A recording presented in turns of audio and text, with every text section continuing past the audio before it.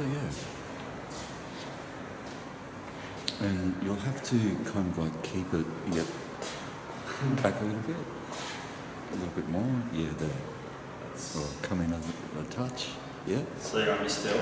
Yeah. Or no, move around. Okay. Move around. But that's the. Or if we just get some. Well, just put a chair there. Better give me the other side too. I'll think of those at a walk.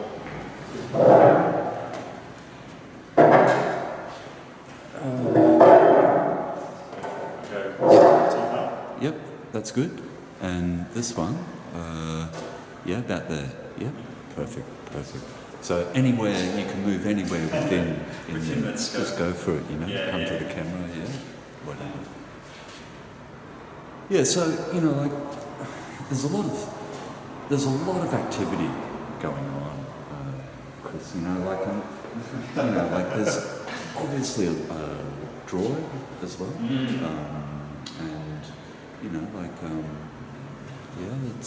is that kind of like used in a sense to define something, to get definition, to bring it more into this painting particularly is about my backyard, and it's not a representation, it's not an icon of the backyard, although it does have this kind of blue greenish kind of thing that separates perhaps earth and sky, and this kind of flower motif through here, but none of it's particularly deliberate. It just kind of builds that way. And in some instances I was in the backyard with the canvas and painting in that sort of space, but it's far from planning a painting. It's not like I'm trying to. It's just an experience, and everything that gets you closer to that kind of experience or through the paint, and it doesn't particularly matter what it is. Actually, the more variety and the more kind of psychological variety it has. And there's text in here that I've taped on masking tape, and this is like the title of the show, actually, View of the Woods, which is my friend's band that they're in called The View of the Woods, and it's kind of a play on that because I did live like in woodland in eucalypt forest, and now I'm not, and I don't have that view anymore, but it's like now I'm trying to paint it in some way. And so this is kind of like this weed image, and little Corlius Vega, for some reason I have like an explosion of dandelions and other sort of weeds that come up in the grass, and it's maybe this is like that. Maybe this painting is kind of like a bit of a weed. It just grows with its own intention, and you can't really stop it. It just is. It isn't a manicured lawn, and it does have all these different layers to it. I guess they're just me trying to get closer to and further away from the image at the same time. And when that tension's right, I think it's like allows for these ambiguities in terms of what you're doing. And so this image here, this image was based on a photograph, and the photograph was of a dried flower, and then I photographed I crunched up the photograph, and I thought it was pretty ordinary, and threw it in the bin, and then I photographed the photograph, and I really liked that. It looked like some sort of insect that has these kind of layers within it. You can see, it looks like a kind of Instagram image, etc. And then when I did that, and I just wanted less too literal, I just run my fingers through it and kind of destroyed it, and then that seemed to make it perfect. I didn't need to do anything more to it. It was just bang on. So it's almost like the drawing is like that too. Sometimes I draw something and go, oh, I'm going to paint this thing in, and then I think, oh, that looks okay, and I'll just leave it like it is, and maybe use some salt and destroy it, put in another layer, and it just kind of builds up until it's done. And there are some parts that are very, very, very tactile, just finger painting, and other parts are pores, and other parts are obviously rendered in paint and destroyed. And there's nothing here that isn't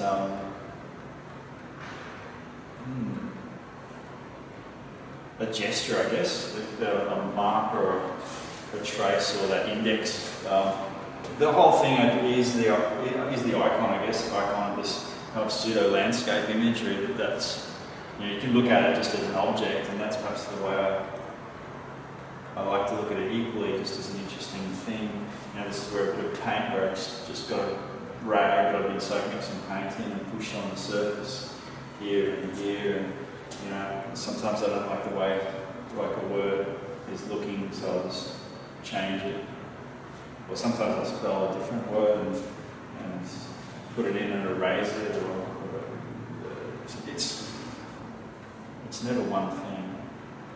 And the medium's all these different types of things too. So this kind of oil paint here, this kind of very splattered, where the nozzle on the spray can's clogging. Very different textures, but seem to be. I think I was looking at this paint, the paints that Yoko Ono does, and she does them with a feather duster, and the mark that comes out of that is it's so beautiful. And if you went to make that mark by reproducing it, like a photorealist, like, oh, I want to make that mark, how painful and ugly that mark would be to produce. So it's kind of accepting that. And I do these little sections of realism to say, well, you know, this is a way of representing things. And it is something I'm kind of interested in, but as a practitioner become more interested in that indexical process where you're leaving traces, and the icons are still there. They'll always be there, I think, in my practice. Or the inference of iconography of the flower forms or landscape forms or folds of fabric or whatever is always going to be there, but it's just not as important at this stage in the work. It seems to be more about the physicality of the thing. And this size is, you know, outside of the camera, obviously, this is, you know, it is the full body, you know, and at a certain point it is the field of vision, you know, so in the frame it is it's everything, it's nothing else outside of it, so, and that's really nice to have paintings that are cinematic in that experience where you can get close enough to them. And like when you do get close to them, there's like reflections and a light. You read it in quite a different way. It is something quite different. It is very much like graffiti, but I'm not particularly interested in graffiti. It is this kind of trace. You know, let's go back to the tapis thing, like a wall or something that has this kind of history. And we talk about the truck holes and the history in them, and it just is this physical thing. So I kind of like that flip between image and object. How you know, on one hand, this is very much an image, and you're seeing this as an image, and then it is very much an object as well. And it's interesting that it has to exist in both planes, both as a picture in our mind and then as an object in reality.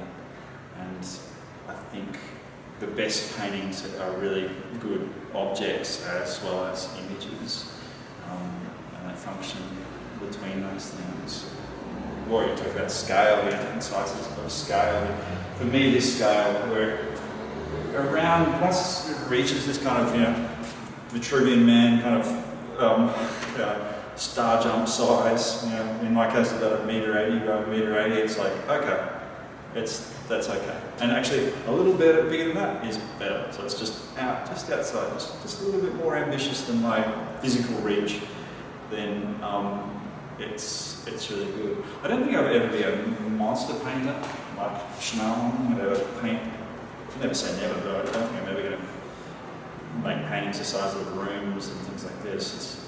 It's not that grand gesture with a broom or some sort of, you know, elephant pissing to contest. It's really just about physicality, my physicality in relationship to making the work. And as soon as it gets smaller or container, or once I can pick it up and not struggle with it, then it's like, oh, it's too small. It's like a product or a domestic item. You know, these are barely domestic paintings. You know, most people, you know, once you get a painting up to about 3 meters, most people have one wall in their house that might handle them. So they're just, I think they're bordering on that. You know, They're right on the edge of me being able to manhandle them in the studio. They're a struggle and that struggle is I haven't thought about it before, but I think important. When we're taking them out of the studio, they're just big enough they're just small enough to get out the doors. They're just on the edge of domesticity, just on the edge of being a product and then being something else, being an image that people can understand and process, and being graffiti and scrap and ugly, and they play with that. They certainly play with being a painting and being something that that people can understand and respond to, and then they also play with this notion of right on the edge of being junk or rubbish, or going back to that state of being something else. And I think that's actually all probably quite important to the work, and to making the work. And it's potentially why I've always been satisfied with the work of a particular scale and a particular size. But I do think it is connected to the domestic. In the past, I've painted on tilted doors and things like that, which are perhaps a little, yeah. No, that's about the right size too. Once you start to go over two, once you can't reach it, once I have to start to climb up a ladder to paint it or to work on it, then it starts to become artificial in some way. Like I'm just doing this because. So I'm not interested in murals or things like this where I'm painting on the side of a building to make some sort of impressive image. It is about where I'm at and the satisfaction I get from making that object or image. And it is about both those things, the image and the object. And I spent a long time making the surfaces or repainting them, and as much as I do in the actual rendering of the thing. And so, making the frames and stretching the canvases and all that sort of stuff it's all hardware. Actually, my art supply budget has just dropped. Like I just don't spend much in an art shop anymore. It's all hardware, mist-tint paints, and I do every kind of 2 years go into art supply shop and get some more oil paint. But I used to churn through like art materials all the time, and now I find myself less and less. But aerosol companies and things like that, Dulux makes a lovely, so they call it light fast and long living aerosol these days, which is great. So hopefully it'll all be there as it stands for at least 20 or 30 years. Absolutely. Shall we move to another one? Okay. What do you like? Should we go